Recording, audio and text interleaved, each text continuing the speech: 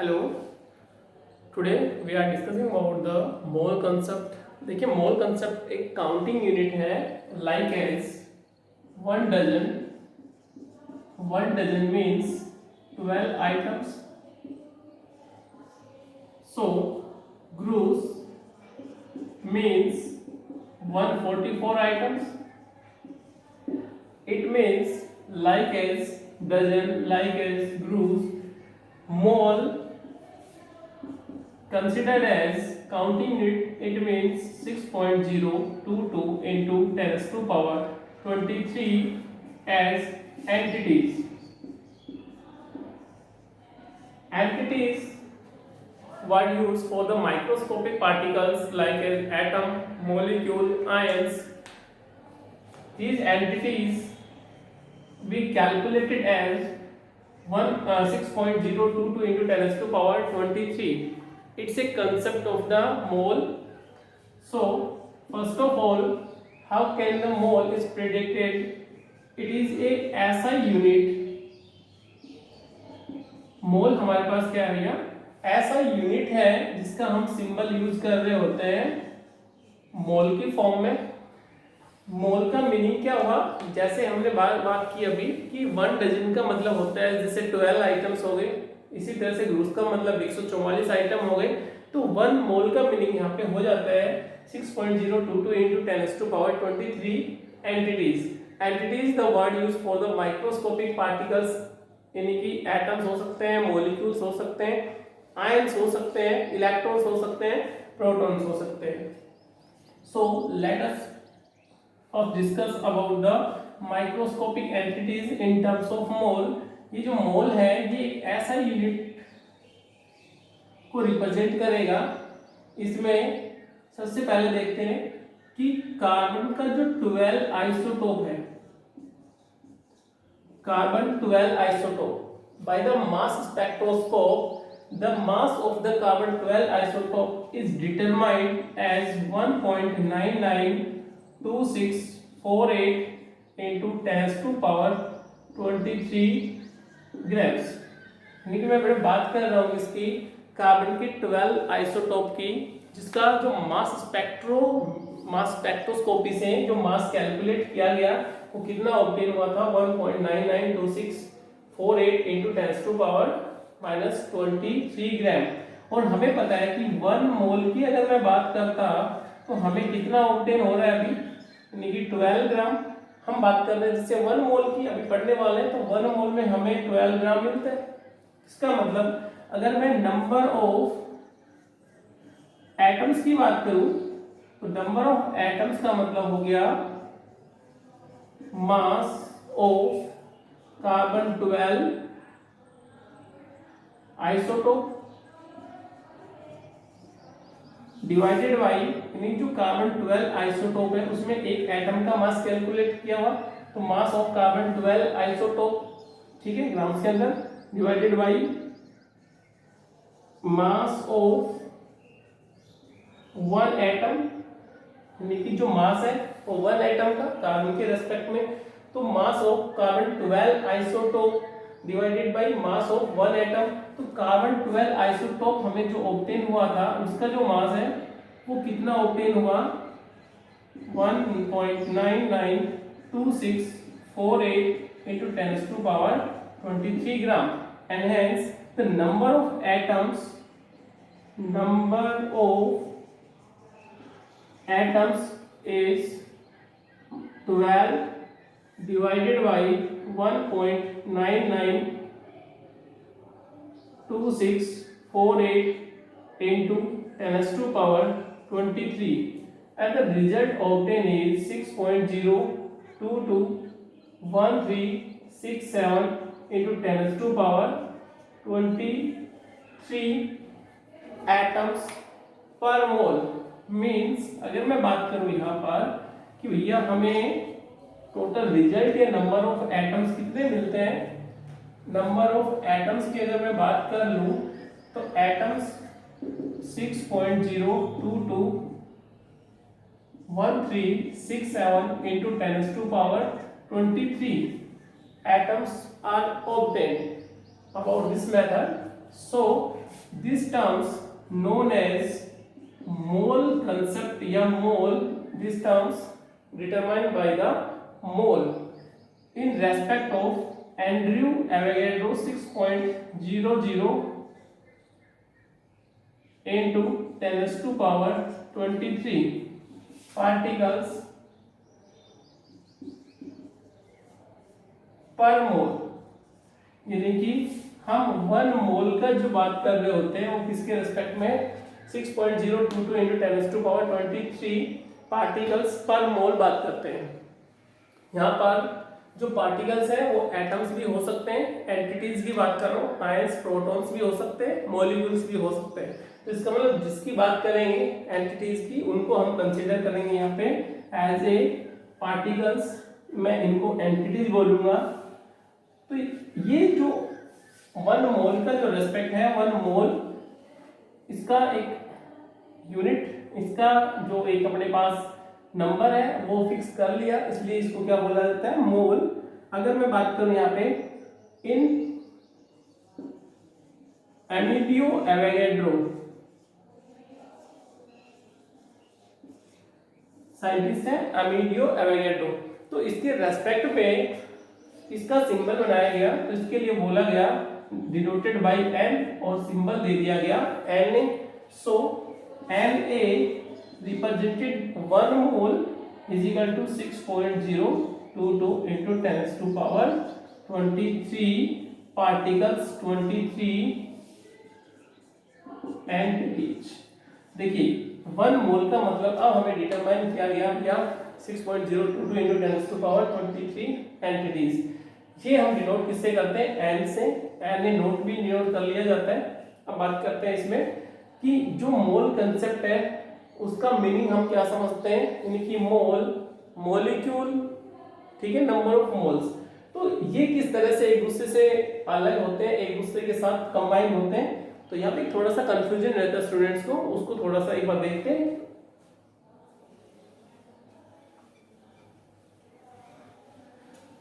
तो अब मोल्स की बात करें, then moles formula given as number of entities divided by Avogadro number, Na note number of entities divided by Avogadro number. या मैं बोल सकता हूं कि भैया number of moles is equal to n divided by Na note. तो यहाँ पे मेरा आंसर क्या आ जाएगा, मोल्स के अंदर आ जाएगा, यानी यहाँ हम किससे डिटरमाइन करेंगे, मोल्स को फाइंड आउट कर सकते हैं। अगर मुझे नंबर ऑफ एंटिटीज का पता है मैं डिवाइडेड बाय कर दूंगा एवोगैड्रो नंबर से, तो इस वजह से मेरा आंसर क्या बन जाएगा भैया नंबर ऑफ मोल्स। एग्जांपल लेके चलते हैं, देखिए। तो फर्स्ट एग्जांपल, अगर इन ए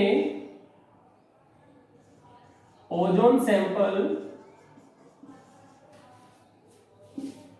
having 18.06 into 10 raised to power 23 entities, then calculate mole। तो इसमें नंबर ऑफ मोल्स कैलकुलेट करने के लिए हमें क्या यूज करना पड़ेगा, मोल। कितने मोल बनेंगे भैया, यानी कि कितना दिया हुआ है एंटिटीज, कितनी दी हुई, कितने मॉलिक्यूल्स दिए हुए हैं ओजोन गैस के 18.06 into 10 raised to power 23। तो मोल्स हमें फाइंड आउट करने के लिए फॉर्मूला यूज करना पड़ेगा n number of entities divided by Na note. तो हमारा आंसर क्या बनेगा, यानी कि 18.066 into 10 raised to power 23 divided by Na note Avogadro number 6.022 into 10 raised to power 23। तो आंसर कितना आ जाता है मेरे पास टोटल, यानी कि मैं इसको देखूं 23, तो आंसर आ गया 30 मोल। इसको मैं कर लेता हूँ 30 की 24 ले लेता हूँ बेटा, तो 3 मोल आंसर आ जाएगा। 24 ले लिया ताकि मेरा आंसर कितना आए 30 मोल आंसर आए। इसका मतलब जो आंसर मेरे पास मिलेगा यहाँ पे कितना मिल रहा है 30 मोल, यानी कि number of entities divided bye Avogadro number. तो यहाँ पे मेरा क्या निकल जाता है आंसर मोल आ जाते हैं। नेक्स्ट अगर इसमें बात कर रहे होते हैं कि भैया मोल का मोलर मास, ग्राम एटॉमिक मास, ग्राम मोलिकुलर मास ये आपस में एक दूसरे से किस तरह से रिलेटेड होंगे, ताकि हमें मोल्स मॉलिक्यूल्स में कंफ्यूजन ना हो। तो उसके लिए हम देखते हैं अगली टर्म्स, यानी कि मोलर मास। मोलर मास, तो मोलर मास को हम दो पार्ट्स में यहाँ पे बांटते हैं, एक तो ग्राम एटॉमिक मास और दूसरा लेते हैं ग्राम मोलिकुलर मास। यानी कि इसको लिखा गया ग्राम एटॉमिक मास, इसको लिखा जाएगा ग्राम मोलिकुलर मास। तो gram atomic mass when species taken in atomic form। Gram atomic mass कब यूज करेंगे, जब हम कोई भी स्पीसीज को एटम्स के अंदर लेते हैं। जैसे for an example noble gases है, हीलियम है, नियोन है, ये नोबल गैसेज के अंदर एटॉमिक फॉर्म में एग्जिस्ट करती हैं। इसी वजह से हम यहाँ पे क्या कर रहे होते हैं, एटम की बात करेंगे, यानी कि ग्राम एटॉमिक मास की बात करेंगे। लेकिन in case of gram molecular mass, when species taken in atomic form, when species taken in molecular form,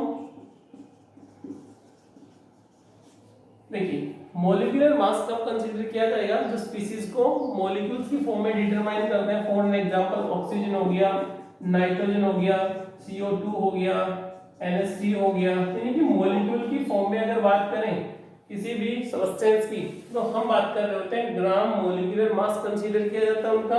जब एटम में बात कर रहे होते हैं तो हमें एटम्स का एटॉमिक मास कैलकुलेट करना पड़ता है। अब देखिए, जो सबसे पहले ग्राम एटॉमिक मास है उसका क्या रिलेशन निकलता है। ग्राम एटॉमिक मास किस तरह से डिफाइन करेंगे, यानी कि मैं बात करूं ग्राम एटॉमिक मास की, तो ग्राम एटॉमिक मास क्या है अपने पास वास्तव में, it is a mass of 1 mole of atoms. बोल सकता हूं it is a mass of 1 mole of atoms. यानी कि एक मोल एटम्स का मास ही जो होगा वो क्या बोला जाता है, ग्राम एटॉमिक मास बोला जाता है। इसमें बात करें 1 मोल की, यानी कि मास ऑफ 1 मोल, ठीक है, ऑफ एटम्स। यानी कि एक मोल मेरे पास अगर एटम हो जाएंगे तो उसका मास किस तरह से कंसीडर किया जाएगा, तो इसको लिख सकता हूं, यानी कि number of atoms, number of atoms कितने होंगे, और मास ऑफ 1 एटम, यानी एक एटम का मास और नंबर ऑफ एटम्स का जो मास है, यानी कि नंबर ऑफ एटम्स है, ठीक है, इसको मल्टीप्लाई कर दिया किससे, एक एटम का मास से। तो मेरे पास किसका आ जाएगा भैया, एक मोल्स के रेस्पेक्ट में। तो नंबर ऑफ एटम्स कितने, 1 मोल। तो 1 मोल हमें चाहिए भैया एटम, और 1 मोल को हम क्या कर सकते हैं, एक एटम का मास मान लो A है, और इसको कंसीडर करेंगे एटॉमिक मास यूनिट से, अभी समझेंगे। तो एटॉमिक मास यूनिट का यहाँ पे मीनिंग क्या हुआ, आगे चलते हैं इसमें। 1 mole into 1 atomic mass unit, atomic mass unit is the 1/12 part by mass of carbon 12 isotope. तो मैं इसको कैसे कर रहा हूँ, 1/12 part by mass of carbon 12 isotope.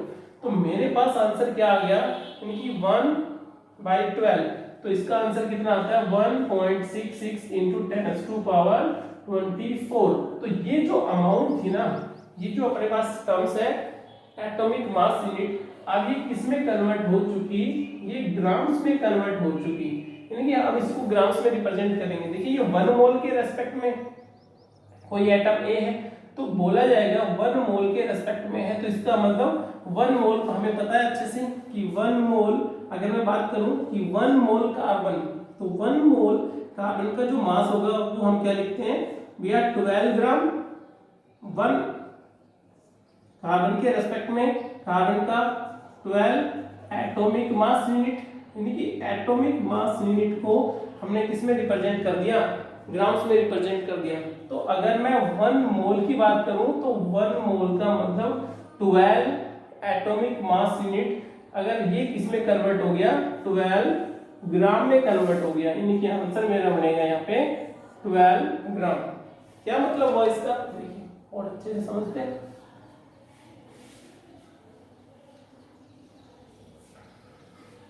यानी कि मैं अगर आपसे बोलूं 1 AMU, इसको आप कन्वर्ट करिए 1 ग्राम के अंदर, तो हमें पता है कि AMU क्या होता है, एटॉमिक मास यूनिट। यानी कि ये जो AMU होगा ये होती है atomic mass unit, means it is the 1/12 part by mass of carbon 12 isotopes. यानी कि AMU का मतलब हुआ it is the 1/12 part by mass of carbon 12 isotope.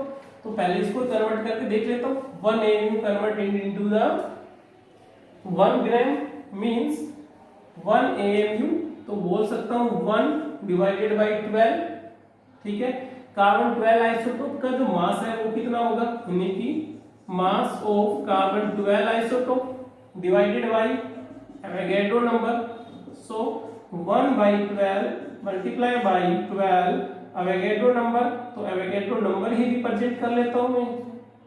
तो हमारा आंसर क्या बनेगा, 1 डिवाइडेड बाय Na, और 1 डिवाइडेड बाय Na का मतलब क्या हुआ, 6.022 into 10⁻23। जब आंसर हम ऑब्टेन करते हैं तो मेरा आंसर कितना आता है, 1.66 into 10⁻24।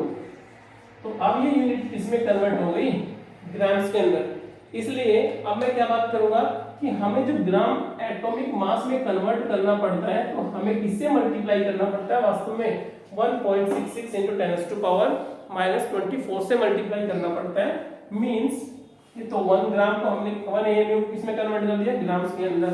तो अगर बात कर लें 1 AMU इज इक्वल टू 1 ग्राम, ऐसा लिख सकता हूं, ठीक है।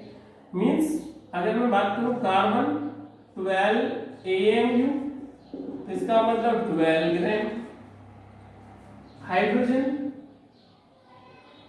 2 AMU, हाइड्रोजन में नाइट्रोजन का लीजिए 14 AMU, इसको लिख दिया 14 ग्राम्स। अब देखिए जब AMU को मैं ग्राम्स में कन्वर्ट कर रहा हूं तो इसका मीनिंग क्या हुआ, वास्तव में इसका मीनिंग हो जाता है भैया 1.66 into 10⁻24 ग्राम, यानी कि AMU टर्म्स को किसमें कन्वर्ट कर दिया, ग्राम्स में। कार्बन का देखिए, कार्बन यानी कि 12 into 1.66 into 10⁻24 ग्राम, यानी कि अब जो यूनिट है हमारे पास किसमें रिप्रेजेंट कर रहे हैं, ग्राम्स में। तो ये 12 ग्राम में रिप्रेजेंट करने का मतलब यही तो है कि हम इसको किससे और मल्टीप्लाई कर रहे होते हैं, 1.66 into 10⁻24 से। लेकिन हम इसको ग्राम्स में कन्वर्ट कर चुके हैं, इसलिए ये यूनिट रखी जाती है। भैया कार्बन में कितना है AMU, कार्बन का कितना AMU बनता है 12 AMU, 12 ग्राम। नाइट्रोजन 14 AMU कन्वर्ट कर दिया किसमें, 14 ग्राम में। लेकिन इस ग्राम का मतलब वास्तव में मीनिंग क्या हुआ, 1.66 into 10⁻24, इससे ये मल्टीप्लिकेशन के अंदर है। तो इस बात का ध्यान रखेंगे भैया जब भी AMU टर्म्स को किसमें कन्वर्ट किया जाए, ग्राम्स में। दूसरी बात करते हैं,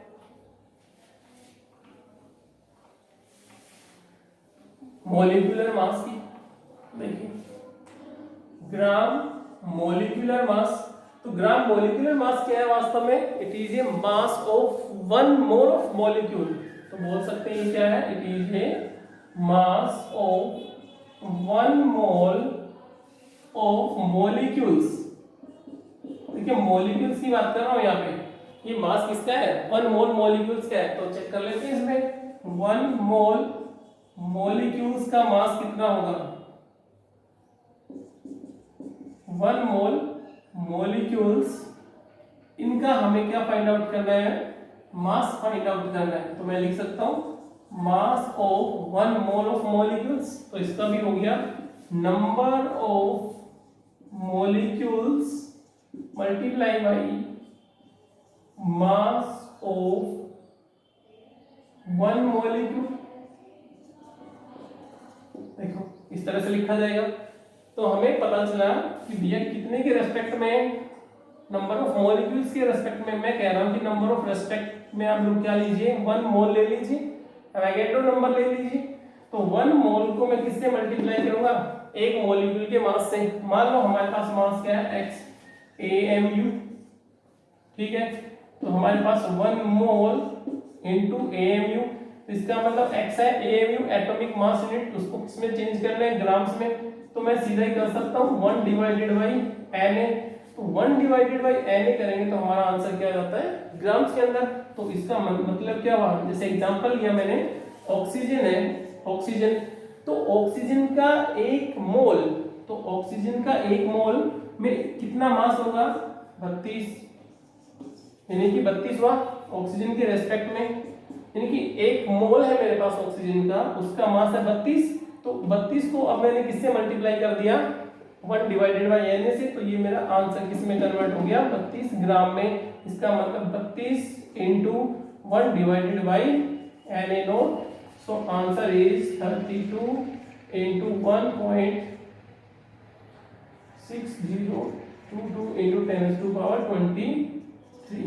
तो ये जो आंसर आएगा ना मेरे पास ओवरऑल निकल के, ये आंसर कितना मिलेगा हमें, 32 इंटू 1.66 इंटू 10⁻24।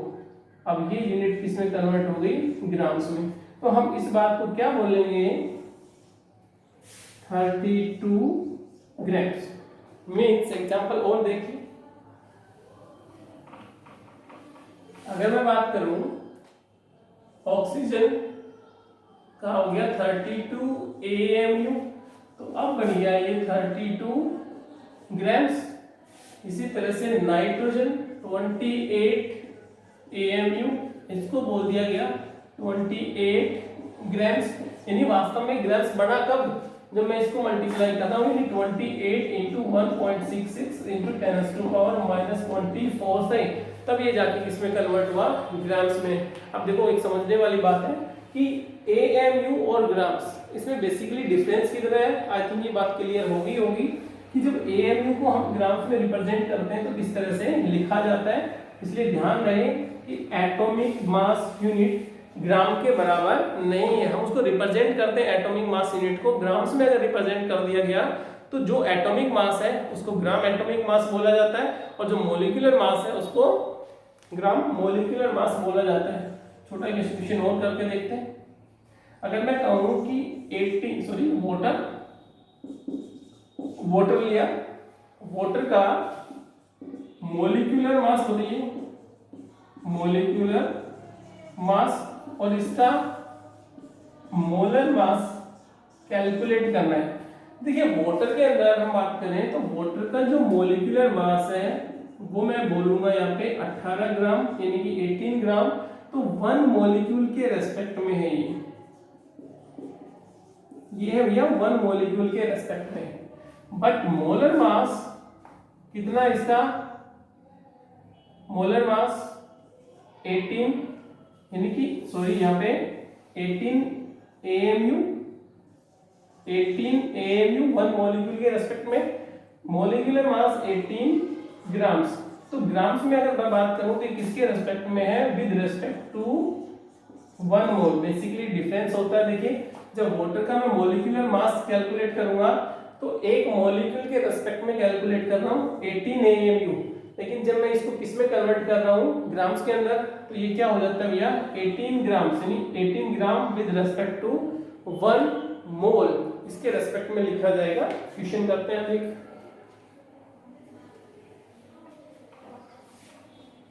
नेक्स्ट क्वेश्चन देखिए, 28 ग्राम and 3 आयंस, ठीक है, इन ए सैंपल, अगर एक सैंपल के अंदर 28 ग्राम नाइट्राइड आयन है तो कैलकुलेट करना हमें मोल्स कितने होंगे, पहली बात।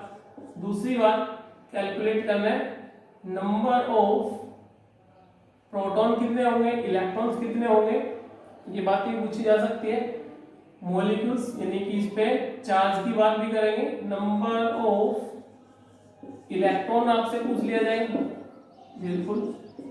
नंबर ऑफ प्रोटॉन्स आपसे पूछ लिया जाए, और मैं कहूं कि चार्ज भी आपको कैलकुलेट करना है। समझ में एक छोटी सी बात है कि मेरे पास नाइट्राइड आयन है 28 ग्राम, और 28 ग्राम को हम क्या क्या डिटरमाइन कर सकते हैं उससे, भैया मोल्स कितने हैं, ठीक है, एटम्स कितने हैं ये भी फाइंड आउट कर सकते हैं, इलेक्ट्रॉन्स कितने हैं उसमें, नंबर ऑफ प्रोटॉन्स कितने हैं उसमें, और उसका टोटल चार्ज कितना है। तो सबसे पहले देखिए मोल्स की बात करूं तो मोल्स निकालने का फॉर्मूला अगर आपको सीधी एंटिटीज दी जाए तो डिवाइडेड बाय एवोगैड्रो नंबर आ जाता है, लेकिन आपको अमाउंट दे दिया जाए ग्राम्स के अंदर तो हम बोल सकते हैं कैसे निकालेंगे, moles is equal to given mass divided by molar mass. Given mass आपको दिया हुआ है कितना 28 divided by molar mass. Nitrogen का जो मोलर मास है यानी कि यहाँ पे एटम दिया हुआ है, एटम आयनिक फॉर्म में है तो यहाँ पे 14 हुआ, तो इसका मतलब 14 कितना मिला 2 मोल, पहला आंसर आपका। सेकंड नंबर ऑफ इलेक्ट्रॉन्स कितने हैं, नंबर ऑफ प्रोटॉन्स कितने हैं ये भी फाइंड आउट करते हैं, यानी कि नंबर ऑफ इलेक्ट्रॉन्स की बात कर लेता हूँ, नंबर ऑफ इलेक्ट्रॉन्स कितने हैं, देखिए नंबर ऑफ इलेक्ट्रॉन्स की बात करें तो मैं बोल सकता हूँ कि नाइट्रोजन के साथ 3 इलेक्ट्रॉन और जोड़ दिए तो नाइट्राइड ही आएगा बड़ा, तो पहले 7 इलेक्ट्रॉन थे अब कितने हो गए 3, तो टोटल कितने हो गए भैया 10 इलेक्ट्रॉन हो गए। टोटल कितने इलेक्ट्रॉन हो गए अभी 10 मोल, सॉरी 10 इलेक्ट्रॉन हो गए, यानी 10 इलेक्ट्रॉन किस में है, ये 1 मोल के अंदर है, तो इसलिए यहाँ पे टोटल कितना बन गया, यानी कि 2 मोल है मेरे पास। तो नंबर ऑफ इलेक्ट्रॉन्स देखिए टोटल कितने बढ़ेंगे 2 मोल, तो ये तो मैं इसको ऐसा लिख सकता हूँ 2 इंटू एवोगैड्रो नंबर, यानी कि भैया हो गया 2 मोल, एक ही बात है 2 इंटू एवोगैड्रो नंबर। अब हमारे पास 1 मोल के अंदर क्या पूछा इसने, नंबर ऑफ इलेक्ट्रॉन्स, कितने इलेक्ट्रॉन्स है 7, नाइट्रोजन में 3 और ऐड कर दिए 10 हो गए, तो इसका मतलब क्या एक्स्ट्रा कितने इलेक्ट्रॉन्स हो गए अपने पास यहाँ पे 1 मोल तो था ही, अब हमारे पास इलेक्ट्रॉन्स कितने हो जाते हैं 10 इलेक्ट्रॉन ऐड हो रहे हैं, इसका मतलब मल्टीप्लाई बाई 10, तो मेरा आंसर कितना आ गया 20 n, मतलब 20 इंटू 6.022 इंटू 10⁻26, मतलब 20 इंटू 6.022 इंटू 10⁻23 टोटल इलेक्ट्रॉन्स बढ़ गए यहाँ तक, ठीक है। प्रोटॉन्स की बात करते हैं, देखिए प्रोटॉन्स कितने, तो प्रोटॉन्स के लिए मुझे नंबर ऑफ आयंस का पता होना चाहिए भैया, प्रोटॉन्स कितने होंगे, तो कितने भैया मोल कितने बने थे टोटल, यानी कि 2 2 इंटू Na, और प्रोटॉन्स कितने हैं, प्रोटॉन एक में प्रोटॉन कितने हैं, तो नाइट्रोजन के अंदर 7 इलेक्ट्रॉन होंगे, इसमें न्यूट्रल में 7 ही प्रोटॉन होंगे, हमने ऊपर तो क्या किया था इलेक्ट्रॉन ऐड किए थे, तो 7 ही प्रोटॉन है, तो इसका मतलब क्या हुआ 2 into Na multiply by 7 is equal to कितना हो गया 14 Na। अब बात करते हैं भैया चार्ज कितना बनेगा, तो देखिए चार्ज के लिए बात कर रहे हैं कितने मोल्स, सीधी सी बात है 2 इंटू Na, ये तो अपने पास नंबर ऑफ मोल्स आ चुके, चार्ज कितना है, इलेक्ट्रॉन्स कितने एक्स्ट्रा, इलेक्ट्रॉन्स है 3 और एक इलेक्ट्रॉन पे चार्ज कितना होता है 1.6 इंटू 10⁻⁻19 कूलम, तो ये टोटल आंसर हमारा हो जाएगा भैया। ये आपका छोटा सा एक टॉपिक है और भी डिस्क्राइब कर रहे हैं इसको, ठीक है, तो देखते हैं मोल कंसेप्ट में।